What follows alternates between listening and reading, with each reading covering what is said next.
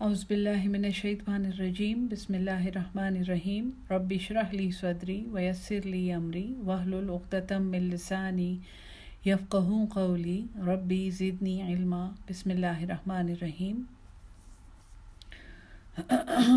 سورہ نساء آیت نمبر 36۔ پچھلے سبق میں ہم لوگوں نے تقریباً سارے جو آئلی احکامات ہیں عورتوں اور مردوں سے متعلق ہم سورہ نساء کے پڑھ چکے ہیں۔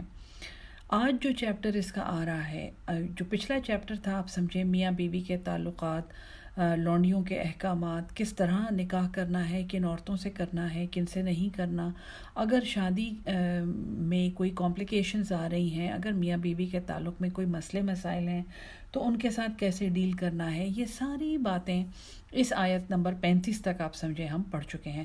وراثت کے احکامات گزر گئے ہیں، فحاشی کے اور جنسی جرائم کی سزائیں جو ہیں وہ گزر گئی ہیں۔ اب ایک بالکل ڈیفرنٹ سبجیکٹ ایک دم سے شروع ہو رہا ہے، اور یہاں پر توحید کا چیپٹر ہے۔ آج جتنی باتیں ہوں گی آپ دیکھیں گے اس میں توحید کا سبق بہت زیادہ ہے۔ ایک مومن جب اپنے گھر میں سکون سے ہوتا ہے اور اس کے گھر کا معاملہ جو ہے وہ مکمل جیسے اللہ کا حکم ہے اس طرح وہ ایک تعلق بناتا ہے اور اپنے گھر کو اس طرح چلاتا ہے، تو پھر اس گھر میں توحید کا کلمہ بلند ہو سکتا ہے۔ پھر اس گھر والے توحید کی طرف دعوت دے سکتے ہیں دنیا کو۔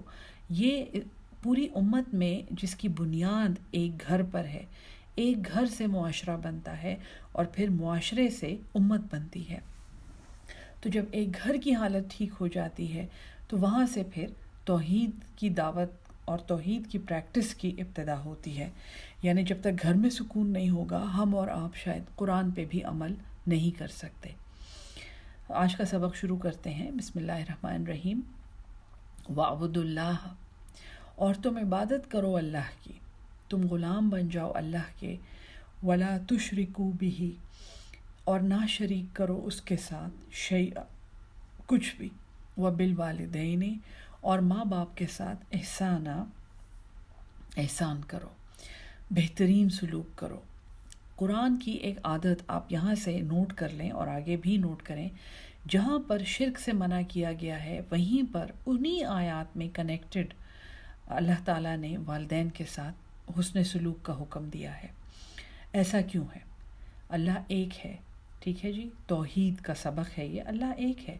اسی طرح ہر انسان کے ماں باپ بھی ایک ہی ہوتے ہیں، اور اس جوڑے سے، اس سے جس سے جو انسان کو اس دنیا میں لانے کا سبب بنے ہیں، ان سے حسن سلوک کا حکم اللہ تعالیٰ نے اپنی توحید کے ساتھ دیا ہے۔ آپ سوچیں وہ کتنا اہم حکم ہے۔ تو اللہ کے بندے بن جاؤ، اللہ کے غلام بن جاؤ۔ وَاعْبُدُوا اللَّهَ وَلَا تُشْرِكُوا بِهِ شَيْئًا، اور اس کے ساتھ کچھ نہیں شریک کرنا۔ وَبِالْوَالِدَيْنِ احسانا، اور والدین کے ساتھ حسن سلوک کرنا ہے۔ وَبِذِي الْقُرْبَى، اور والدین کے بعد کس کا حق ہے؟ قرابت داروں کا، والیتامى، اور یتیموں کا، والمساکین، اور محتاجوں کا۔ مسکین وہ ہے، سکنا روک دیا گیا، جو کہ اپنی زندگی کی ضروریات پورا کرنے سے کسی وجہ سے روک دیا گیا ہے، کما نہیں سکتا، معذور ہے، مجبور ہے، کہیں جا نہیں سکتا، وہ مسکین ہے۔ والجار، اور ہمسائے، ذی القربہ، جو قرابت دار ہیں۔ تو اگر ہمسایوں میں ایسے لوگ ہیں جو رشتہ دار ہیں ان کا حق پہلے ہے۔ والجار الجنب، اور اجنبی بھی، اجنبی ہمسائے، پھر دوسرا حق جو ہے ان کے بعد ان ہمسایوں کا ہے جو اجنبی ہیں۔ والصاحب بالجنب، اور پاس بیٹھنے والے یعنی مجلس میں۔ وابن السبیل، اور مسافر۔ اس قدر خوبصورت سیکوینس ہے یہ کہ بہترین سلوک کرنا ہے والدین سے، پھر قرابت داروں سے، پھر معاشرے کے جو معصوم ترین اور سب سے زیادہ مجبور اور ضرورت مند ترین لوگ ہیں، یتیم ہیں، پھر مسکین ہے، اس کے بعد پڑوسیوں کا حکم ہے۔ اور حدیث میں ہے کہ اس قدر تلقین ہے حدیث میں، یعنی کہ پڑوسی کے حقوق کی، کہ یہ کہا گیا کہ اتنا تاکید آئی کہ ہم یہ سمجھنے لگے کہ اب وراثت بھی ان کے حق میں آئے گی، کہ پڑوسی کو بھی اپنی میراث میں سے چھوڑ کے جانا ہے کچھ نہ کچھ۔ تو خیر یہ ہے کہ پڑوسی کا بہت بڑا حکم ہے، 7 گھر ایک طرف اور 7 گھر دوسری طرف. میں نے آپ کو سمجھایا نا، جب ایک گھر کی اصلاح ہو جاتی ہے تو وہاں سے معاشرے کی اصلاح شروع ہوتی ہے. تو پڑوسی کا حق جو ہے وہ اسی سلسلے کی کڑی ہے.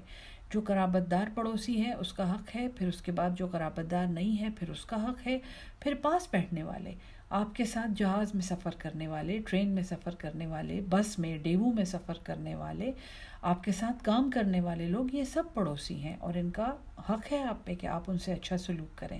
اور پھر وابن السبیل اور مسافر. وما ملکت ایمانکم، اور جو تمہارے لونڈیاں ہیں، جو تمہارے غلام ہیں، جو تمہاری کنیزیں ہیں، ان کا. ان اللہ، بے شک اللہ، لا یحب، نہیں پسند کرتا، من کانا، جو ہے مختالاً فخورا، اترانے والا اور شوخیاں کرنے والا، بڑھکے مارنے والا. للذین، جو لوگ، اب مختالاً فخورا کون سے لوگ ہیں؟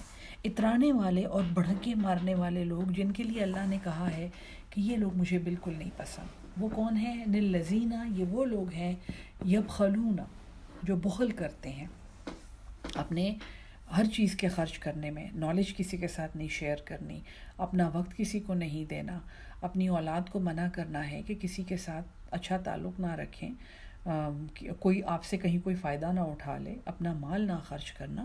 جو بخل کرتے ہیں.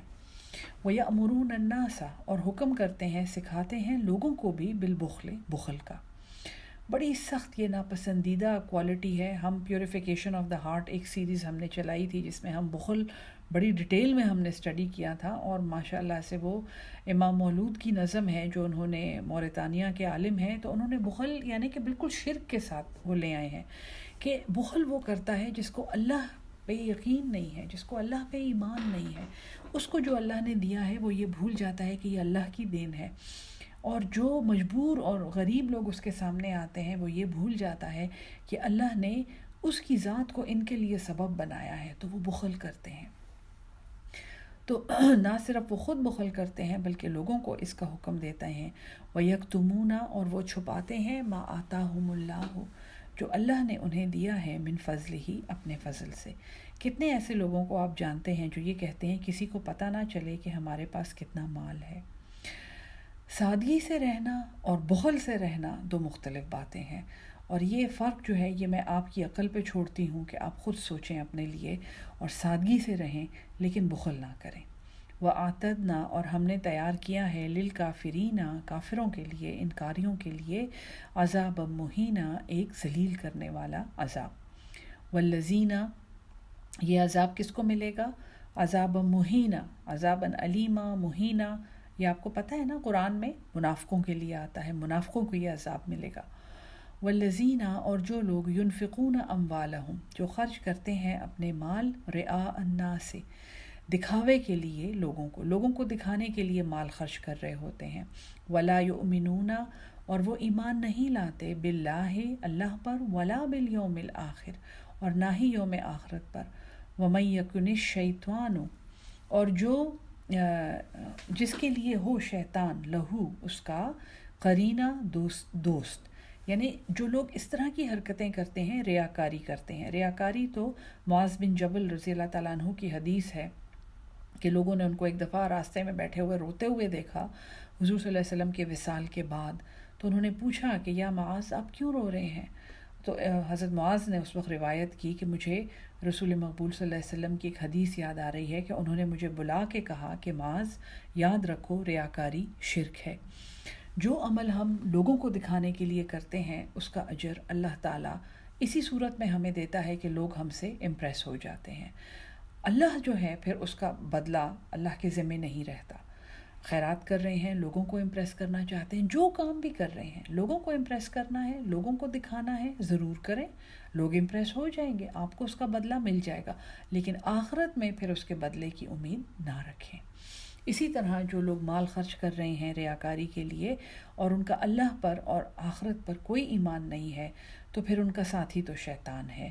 فساء قرینہ، تو بڑا برا ساتھی ہے. وماذا علیہم، اور کیا ہو جاتا ان کا، لو آمنو، اگر وہ ایمان لاتے، باللہ، اللہ پر، والیوم الآخر، اور آخرت کے دن پر، وَأَنفَقُوا اور وہ خرچ کرتے مما رزقہم اللہ اس میں سے جو اللہ نے ان کو رزق دیا ہے. ان کا کیا بگڑ جاتا؟ یہی مال ہوتا، یہی زندگی ہوتی، یہی عمر ہوتی، یہی جوانی ہوتی، یہ سب کچھ ہوتا، لیکن ان کا ایمان سلامت ہوتا تو کیا ہو جاتا؟ اللہ ہی نے دیا ہے ان کو، وہ اس میں سے خرچ کرتے. وَقَانَ اللَّهُ اور ہے اللہ بہم علیما ان کو خوب جاننے والا. ان اللہ بے شک اللہ لا یظلم وہ ظلم نہیں کرتا مثقال ذرۃ ایک ذرہ برابر بھی. انسان کی برائی جب اس کے سامنے آئے گی آخرت میں تو اس کو وہی سزا کافی ہوگی. اللہ کسی پر اپنی طرف سے ظلم نہیں کرتا. وَإِن تَكُ اور اگر ہو حسنتاً کوئی نیکی یضاعفها وہ بڑھا دیتا ہے اس کو. وَيُؤْتِ مِن لَدُنْهُ اور وہ دیتا ہے اپنے پاس سے بھی اجراً عظیما ایک بہت بڑا اجر. کہ جیسے ہم پڑھ چکے ہیں آل عمران میں کہ اللہ تعالیٰ اور البقرہ میں بھی آل عمران میں پڑھا تھا کون ہے جو اللہ کو قرض حسنہ دے کہ وہ اسے کئی گنا کر کے واپس کرے. اور سورہ البقرہ میں ہم نے پڑھا تھا کہ اللہ کی راہ میں خرچ کرنے کی مثال تو ایک دانے کی ہے جس میں سے بالی نکلتی ہے اور 7 بالیوں میں اور ہر ایک میں 100 دانے ہوتے ہیں تو 700 گنا. یعنی لوگوں نے گن کے پھر تفسیر میں یہ کہا ہے کہ اس حد تک بھی اللہ اپنی طرف سے اجر دیتا ہے. اب جو آیت آ رہی ہے یہ ایک اور بڑی امتیازی آیت ہے. اس آیت کا ایک پورا تسلسل ہے جو میں الگ امید رکھتی ہوں کہ کہیں الگ سے آپ کو پڑھا سکوں گی. یہ وہ آیت ہے جس میں حضور صلی اللہ علیہ وسلم جب اس آیت پر پہنچتے تھے اس صورت میں تو حضور صلی اللہ علیہ وسلم زار و قطار روتے تھے اور باقاعدہ یعنی وہ اپنی امت کے لیے دعا کرتے تھے. آیت نمبر 41 فَكَيْفَ پس کیسا ہوگا اذا جئنا جب ہم بلائیں گے من کل امت ہر امت سے بشہید ایک گواہ وجئنا بک اور ہم بلائیں گے آپ کو ہؤلاء ان لوگوں پر شہیدہ ایک گواہ. یہ وہ شہادت ہے، یہ وہ گواہی ہے قیامت کی جس میں انسانوں سے پوچھا جائے گا کہ کیا تمہیں میرا پیغام پہنچ گیا تھا، اور لوگ یہ کہیں گے کہ ہاں یا اللہ ہمیں یہ پیغام پہنچ گیا ہے. اگر کوئی یہ کہے گا کہ ہمیں پیغام نہیں پہنچا تو پھر ان کے رسولوں کو سامنے لایا جائے گا، ان کے پیغمبروں کو سامنے لایا جائے گا اور ان سے پوچھا جائے گا کہ کیا آپ نے ہمارا پیغام، اللہ کہے گا کیا تم نے میرا پیغام پہنچا دیا تھا، اور رسول گواہی دیں گے کہ ہاں یا اللہ ہم نے پیغام پہنچا دیا تھا. اب حضور صلی اللہ علیہ وسلم آپ یہ سوچیں کہ حضور صلی اللہ علیہ وسلم وہ سین سوچیں، پوری امت کھڑی ہوئی ہے اور امت سے پوچھا جا رہا ہے تمہیں میرا قرآن پہنچ گیا تھا، اور امت میں سے لوگ کہہ رہے ہیں کہ نہیں یا اللہ ہم نے قرآن کبھی نہیں سنا. اور امت کے علاوہ تو جو لوگ دنیا میں ہیں ان کی تو ایک اپنی حالت ہوگی، وہ بھی یہ کہیں گے کہ یا اللہ ہم نے تیرا قرآن کبھی نہیں سنا. پھر اللہ تعالیٰ امت مسلمہ سے پوچھے گا تمہیں میرا قرآن پہنچ گیا تھا، کیونکہ اگر تمہیں پہنچ گیا تھا تو تم پر تو ذمہ داری لگ گئی تھی آگے پہنچانے کی. اور امت میں جو منافق ہیں جنہوں نے لاپرواہی کی ہے، جو ہجران قرآن میں مبتلا ہیں. ہجران قرآن کیا ہے؟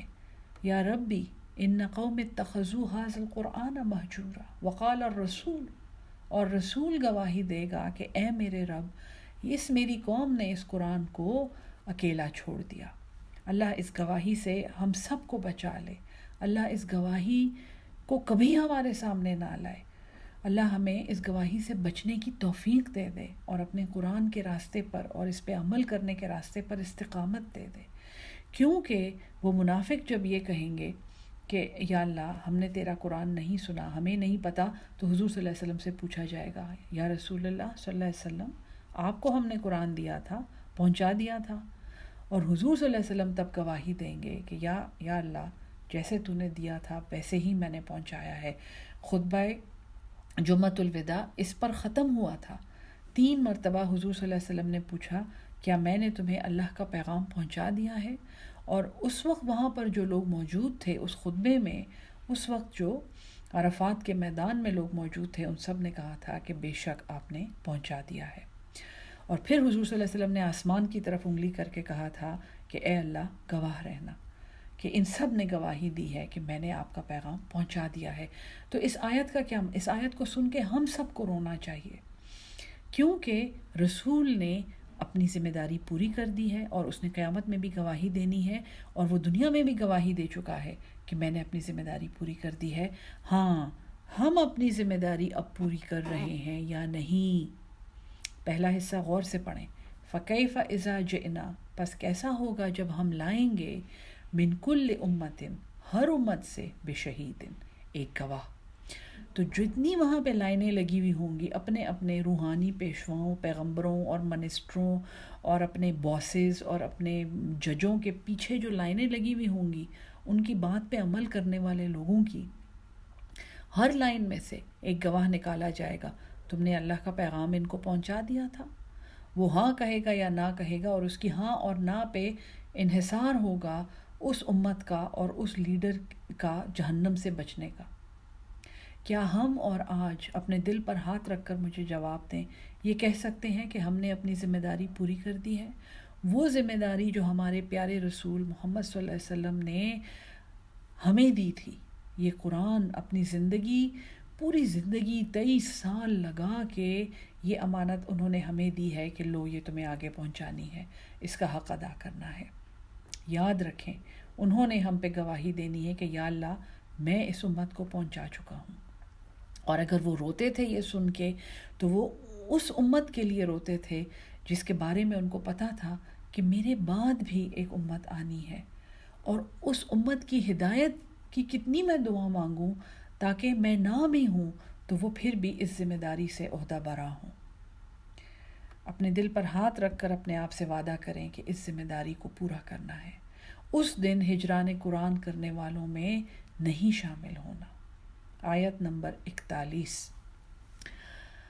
یومئذ، اس دن، یود الذین کفروا، چاہیں گے وہ لوگ جنہوں نے کفر کیا، وعصوا الرسول، اور نافرمانی کی رسول کی، لو تسوا، کاش برابر کر دی جائے، بہم الارض، ان کے اوپر زمین، ان کے اوپر زمین، یعنی وہ زمین میں واپس چلے جائیں، وہ جن قبروں سے نکل کر آئے ہیں وہ انہی میں واپس چلے جائیں، کیونکہ اس دن کی جزا و فضا اور جہنم سامنے کھلی ہوئی ہوگی اور دھاڑ رہی ہوگی، حل میں مزید، یا اللہ اور ہیں اور گنہگار، اور اللہ تعالیٰ اس کو جن و انس، گنہگار جن و انس سے اس جہنم کا پیٹ بھرے گا۔ اس دن جس نے انکار کیا ہے اور رسول کی نافرمانی کی ہے، وہ کہے گا کہ کاش ہم پر زمین برابر کر دی جائے۔ وَلَا يَكْتُمُونَ اللَّهَ، اور نہیں چھپائیں گے اللہ سے، حدیثہ، کوئی بھی بات۔ یاد رکھیں، بہت اہم سبق ہے یہ۔ یا ایھا الذین آمنوا، اے ایمان والو، لا تقربوا الصلاۃ، تم نماز کے قریب نہ جاؤ، وانتم سکارا، جبکہ تم نشے کی حالت میں ہو۔ بڑے اہم یہاں پہ ایک امتیازی حکم آ رہا ہے، کیونکہ سورہ نساء کے بہت سے امتیازات ہیں۔ اس میں یتیموں کے حقوق آئے ہیں، اس میں 4 شادیوں کی بات ہوئی ہے، 4 شادیوں کی شرائط بیان ہوئی ہیں، اس میں آیات میراث ہیں، اس میں آیت النساء ہے، اس میں آئلی احکامات ہیں، قرآن میں اور کہیں نہیں ہے، اس میں ہے، ٹھیک ہے جی۔ اب جو آگے ایک بڑا ہی امتیازی حکم آ رہا ہے وہ ہے تیمم کا۔ تو یہاں پہ اس تھوڑا ربط اگر ہم پڑھیں، توحید کی بات چل رہی تھی نا، گھر کے احکامات دے دیے، گھر کے اندر سکون ہو گیا، میاں بیوی دونوں مومن مسلمان میاں بیوی ہیں، ایک مومن بچوں کی پرورش کر رہے ہیں، ایک مومن معاشرے کی بنیاد رکھ دی گئی۔ جہاں پہ مومن معاشرہ قائم ہوا وہاں پہ توحید کا بول بالا ہوتا ہے، جہاں پہ توحید کا بول بالا ہوتا ہے وہاں پر قرآن کا بول بالا ہوتا ہے۔ جن گھروں میں توحید ہوتی ہے، یہ ہو ہی نہیں سکتا کہ ان گھروں میں قرآن کا بول بالا نہ ہو۔ یہ وہ گھر ہوتے ہیں جو قرآن پہ عمل کر کے اسے آگے پہنچانے والے ہوتے ہیں، اور یہ وہ گھر ہوتے ہیں جو آخرت میں جب حضور صلی اللہ علیہ وسلم امت کے حق میں گواہی دیں گے تو یہ وہ گھر ہوں گے جو اس گواہی میں سر اٹھا کے کہہ سکیں گے کہ یا اللہ، ہم نے اپنی پوری کوشش کی ہے، ٹوٹی پھوٹی جو بھی ہے ہم نے کوشش کی ہے کہ تیرا یہ پیغام ہم آگے پہنچا دیں۔ اور یہ وہ گھر ہوتے ہیں جس میں شریعت کا اہتمام کیا جاتا ہے، یہ وہ گھر ہوتے ہیں جن کے لیے شریعت کے احکامات ہیں، اور اسی مناسبت سے، اسی حکمت سے اللہ تعالیٰ نے یہاں پہ یہ حکم رکھا ہے کہ اے ایمان والو، ایسے نماز پڑھو کہ وہ تمہیں سمجھ آ رہی ہو، تم نشے میں نہ ہو۔ اپنی نمازوں کا ذرا جائزہ لیں، ہم نشہ کرتے ہیں یا نہیں کرتے، یقین کریں ہم نماز بغیر سمجھے پڑھتے ہیں۔ آج سے نماز بغیر سمجھے نہیں پڑھنی۔ حتیٰ تعلموا ما تقولون، یہاں تک کہ تم وہ سمجھنے لگو جو تم کہتے ہو۔ ترجمہ سیکھیں نماز کا، نماز میں غور کریں، اس کے الفاظ پر غور کریں۔ ولا جنبن، اور نہ ہی جس کو غسل کی حاجت ہو، جنابت کی حالت میں نماز نہیں پڑھنی۔ الا عابری سبیل، سوائے یہ کہ وہ حالت سفر میں ہو جہاں پانی نہیں اویلیبل۔ حتیٰ تغتسلوا، یہاں تک کہ تم غسل کر لو، اگر پانی ہے تو غسل کرنا ہے۔ وَإِن كُنتُم مَرَضَىٰ، اور اگر تم مریض ہو، او علی سفر، یا سفر پر ہو، او جاءکم، یا آیا ہو، احد منکم، کوئی ایک تم میں سے، من الغائط، بیت الخلاء سے، او لامستم النساء، یا تم عورتوں کے پاس گئے ہو، فلم تجدوا ماء، پس اگر تم پانی نہ پاؤ، اگر تم نے پانی نہ پایا، فتیمموا، تو تم تیمم کرو۔ تیمم کا لغوی مطلب ہے ارادہ کرنا، نیت کرنا۔ تو چونکہ طہارت کی نیت ہوتی ہے تو وہ اللہ تعالیٰ وضو کی طرح قبول کرتا ہے۔ فتیمموا صعیدا طیبا، پاک مٹی سے۔ اور تیمم کا طریقہ بھی قرآن نے بتایا ہے، ٹھیک ہے جی۔ بعض لوگ باقاعدہ پوری وضو کی حرکات کرتے ہیں، کوہنیوں تک ہاتھ لے کے جانا اور اپنے پیروں کو ٹخنوں تک دھونا، نہیں، یہ بات یعنی مٹی کا مسح کرنا اس کے اوپر۔ اللہ کیا فرماتا ہے، فَامْسَحُوا بِوُجُوهِكُمْ، تو مسح کرو، پاک مٹی پر ہاتھ لگا کے اپنے چہروں پر مسح کرو، وَأَيْدِيكُمْ، اور اپنے ہاتھوں پر یعنی ہتھیلیوں تک، بس ایک دفعہ چہرے کا مسح اور ایک دفعہ ہاتھوں کا ہتھیلیوں تک مسح، یہ ہو گیا، تیمم ہو گیا۔ ان اللہ، بے شک اللہ، کان عفوا غفورا، وہ ہے معاف کرنے والا اور بخشنے والا۔ الم تر الی الذین، اب اللہ مثال دے رہا ہے، کیا تم نے نہیں دیکھا ان لوگوں کو، اوتو نصیبا من الکتاب، جن کو کتاب کا ایک حصہ دیا گیا تھا، انجیل دی گئی تھی یا تورات دی گئی تھی، یشترون الضلالۃ، وہ خریدتے ہیں گمراہی، ویریدون، اور وہ چاہتے ہیں، ان تضلوا، یہ کہ تم بھٹک جاؤ، السبیل، سیدھے راستے سے، ان کی بات نہیں ماننی، ٹھیک ہے۔ واللہ، اور اللہ، اعلم، خوب جانتا ہے، باعدائکم، تمہارے دشمنوں کو، وکفا باللہ ولیا، اور کافی ہے اللہ تمہارا دوست، تمہارا حمایتی، وکفا باللہ نصیرا، اور کافی ہے اللہ مددگار۔ اور اس کے بعد اللہ بتا رہا ہے، کوئی ڈھکی چھپی بات نہیں ہے، من الذین ہادو، جو لوگ یہودی تھے، یحرفون الکلمہ، وہ تحریف کرتے ہیں کلام میں، وہ بدل دیتے ہیں کلمے، ام مواضعہ، اپنی جگہ سے، ویقولون، اور وہ کہتے ہیں، سمعنا وعصینا، سمعنا، ہم نے سن لیا، ہم تو کہتے ہیں سمعنا واطعنا، اور ہم نے اطاعت کی، وہ کیا کہتے ہیں، سمعنا، ہم نے سنا، وعصینا، اور ہم نے نافرمانی کی، استغفر اللہ، واسمع، اور سنو، غیر مسمعن، ایسا کہ نہ سنوایا جائے، وراعنا، اور راعنا کہتے ہیں، یہ سورہ البقرہ میں ہم پڑھ چکے ہیں کہ وہ حضور صلی اللہ علیہ وسلم کا مذاق اڑانے کے لیے راعینا کہتے تھے کہ ہمارے چرواہے، وراعنا، جہاں پہ پھر اللہ تعالیٰ نے کہا ولا تقولوا راعنا وقولوا انظرنا، تم نہ کہو راعنا اور کہو انظرنا، ہماری طرف نظر کیجئے، کیونکہ یہ راعنا کا لفظ جو تھا کہ ہماری طرف توجہ کیجئے، وہ اس کو بگاڑ کے کہتے تھے راعینا، اے ہمارے چرواہے، اور پھر ہنستے تھے آپس میں۔ لیم بألسنتہم، موڑ کر اپنی زبانوں کو، وطعنا فی الدین، اور دین میں طعنے کی نیت سے وہ یہ بات کرتے تھے۔ ولو انہم، اور اگر وہ، قالو، وہ یہ کہتے، سمعنا واطعنا، ہم نے سن لیا اور ہم نے اطاعت کی، واسمع، اور سنیے، وانظرنا، اور ہم پر نظر کیجئے، لکان خیر لہم، البتہ بہتر ہوتا ان کے لیے، واقوم، اور زیادہ درست ہوتا، ولیکن لعنہم اللہ، اور لیکن لعنت ہے اللہ کی، بکفرہم، ان کے کفر کی وجہ سے، فلا یؤمنون، پس وہ ایمان نہیں لاتے، الا قلیلا، مگر بڑے تھوڑے۔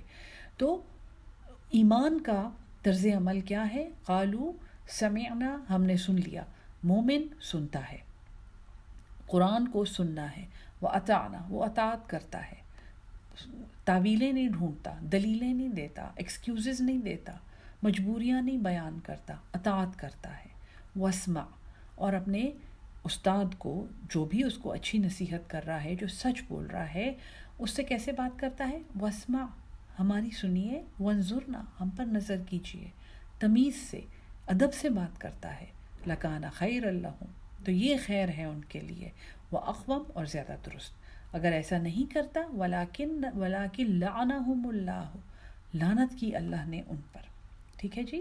یا ایھا الذین، اے وہ لوگو، اوت الکتاب، جو کتاب دیے گئے ہو، اہل کتاب سے خطاب ہے، آمنو، تم ایمان لاؤ، بما نزلنا، اس پر جو ہم نے نازل کیا، مصدقا لما، تصدیق کرنے والا اس کی جو معکم، تمہارے پاس ہے، من قبل، اس سے پہلے، ان نطمسا، یہ کہ ہم مٹا دیں، وجوہن، تمہارے چہرے، فنردھا، پھر ہم الٹ دیں، علی ادبارہا، ان کو ان کی پیٹھوں پر، استغفر اللہ، او نلعنہم، یا ہم ان پر لعنت کریں، کما لعنا، جیسے ہم نے لعنت کی تھی، اصحاب السبت، ہفتے والوں پر۔ سبت کا واقعہ ہم سورہ البقرہ میں پڑھ چکے ہیں کہ وہ سبت کے دن مچھلی پکڑنا ان کو منع تھا، اور وہ جا کے جال ڈال آتے تھے اور اللہ کی نافرمانی کرتے تھے، اللہ کے حکم میں تعویلیں ڈھونڈتے تھے اور شارٹ کٹس ڈھونڈتے تھے، اللہ کے حکم میں لوپ ہولز ڈھونڈتے تھے، اور اللہ کے حکم کو نہیں مانتے تھے تو ان کو بندر بنا دیا گیا تھا۔ وَكَانَ أَمْرُ اللَّهِ، اور ہے اللہ کا حکم، مفعولا، ہو کر رہنے والا۔ ان اللہ، بے شک اللہ، لا یغفر، وہ نہیں بخشتا، ان یشرک بہ، یہ کہ شریک ٹھہرایا جائے اس کا، ویغفر، اور وہ بخشتا ہے، ما دون ذالک، جو اس کے سوا ہے، لمن یشاء، جس کو وہ چاہتا ہے۔ اللہ شرک نہیں معاف کرتا۔ آج کے بعد آپ نے خود بھی یہ نہیں کہنا کہ اللہ بندے کا حق نہیں معاف کرے گا۔ اللہ اپنا حق بخش دیتا ہے لیکن اپنے بندے کا حق نہیں بخشتا۔ آپ نے آج کے بعد یہ بات نہیں کرنی، آپ نے آج پڑھ لیا ہے۔ ان اللہ، قسم کھا کے کہا گیا ہے، بے شک اللہ، لا یغفر، وہ نہیں بخشتا، ان یشرک بہ، کہ اس کے ساتھ شریک ٹھہرایا جائے، ویغفر، اور وہ بخشتا ہے، ما دون ذالک، جو اس کے سوا ہے، لمن یشاء، جس کے لیے وہ چاہتا ہے۔ کیوں اللہ تعالیٰ، اللہ جو بے نیاز ہے، پوری کائنات اگر شرک میں مبتلا ہو جائے تو اللہ کی شان میں کوئی فرق نہیں آئے گا، اور اگر پوری کائنات اللہ کے سامنے سجدہ کرے تو بھی اس کی شان میں کوئی فرق نہیں آتا۔ کیوں اس قدر سختی ہے اس شرک پر؟ جس نے شرک کیا، جس نے اللہ کے ساتھ شریک ٹھہرایا، اس نے اپنا قبلہ کھو دیا۔ اس کو پھر مصیبت میں یہ نہیں پتا کہ اس نے کس کے سامنے ہاتھ اٹھانا ہے، کس سے مدد مانگنی ہے۔ اللہ کے سوا جس نے کسی پر بھروسہ کیا وہ تو حقیقت ہے نہیں، حق تو ایک ہی ہے، اللہ تو ایک ہی ہے۔ پھر ڈپریشن ہوگا، پھر انگزائٹی ہوگی، پھر خودکشیاں ہوں گی۔ اپنے ارد گرد کی دنیا کو دیکھ لیں، جھوٹی سفارش کی، غلط سفارش کی، کسی کا حق مارا، پھر اس کے بعد جو نتیجہ ہوگا وہ اولاد جو حرام کما کے لائے گی، اور اس گھر میں جو ہوگا، پھر اللہ سے کوئی گلہ نہیں کرنا۔ کسی کا حق مارا، کسی کے بیٹے کو بے دست و پا کیا، اس کا حق مارا، اس کی جائیداد ماری، پھر اپنا بیٹا جوان جب سامنے آتا ہے یا بیمار ہوتا ہے یا مرا ہوا ہوتا ہے، اللہ معاف کرے، اللہ کی طرف سے کچھ بھی ہو سکتا ہے، پھر گلے نہیں کرنے۔ پھر انسان کو سمجھ بھی نہیں آتی کس سے گلہ کرے۔ تو جس نے شرک کیا اس نے گویا اپنے آپ کو کھو دیا، اس نے اپنا سینٹر کھو دیا، اس کا مرکز گم ہو گیا۔ اس لیے اللہ تعالیٰ اتنی سختی سے کہتا ہے اللہ شرک نہیں معاف کرے گا، کیونکہ شرک کرنے والا خود کو کھو چکا ہوتا ہے، وہ کسی خیر کی توجہ، کسی خیر کی تمنا نہ کرے۔ وَمَن یشرک باللہ، اور جس نے اللہ کے ساتھ شرک کیا، فقد افترا، پس تحقیق اس نے باندھا، اسمًا عظیما، ایک بہت بڑا گناہ۔ الم تر الی الذین، کیا تم نے نہیں دیکھا ان لوگوں کو، یزکون انفسہم، جو اپنے آپ کو مقدس کہتے ہیں، بڑے ایسے ہوتے ہیں رنگ برنگے، جو اللہ کی راہ میں لوگ سمجھتے ہیں بڑے اللہ والے ہیں، اور وہ اپنے آپ کو بڑے پاکیزہ کہتے ہیں، اور ہر بات پہ سبحان اللہ اور الحمدللہ، اور کعبے کے چکر لگا لگا کے انسانوں کو دیے ہوئے چکر معاف کرانے کے چکر میں۔ ٹھیک ہے جی۔ تو جو اپنے آپ کو پاک کہتے ہیں، بل اللہ، بلکہ اللہ، یزکی من یشاء، وہ پاک کرتا ہے جسے وہ چاہتا ہے، ولا یظلمون، اور ان پر ظلم نہیں ہوگا، فتیلا، ایک دھاگے کے برابر بھی۔ اللہ برابر کا بدلہ دینے والا ہے، انظر دیکھیں، کیف یفترون کیسے وہ باندھتے ہیں اللہ الکذبا اللہ پر جھوٹ، اپنی باتیں بیان کرتے ہوئے کہتے ہیں یہ اللہ کا حکم ہے، غلط فتویٰ دیتے ہیں، پیسے لے کے فتویٰ دیتے ہیں، فتویٰ آن لائن، فتویٰ آن سیل، یہ ایکچولی الفاظ ہیں لوگوں کے، ان مفتیوں کے لیے جو لوگوں کی مرضی کے فتوے دیتے ہیں۔ دیکھو کیسے وہ جھوٹ باندھتے ہیں اللہ پر، وکفا بھی، اور کافی ہے یہ اسم مبینہ، ایک کھلا گناہ۔ اللہ تعالی ہم سب کو قرآن کو سمجھ کر اس پر عمل کرنے والا اور اس کو آگے پہنچانے والا بنا دے، آمین ثم آمین۔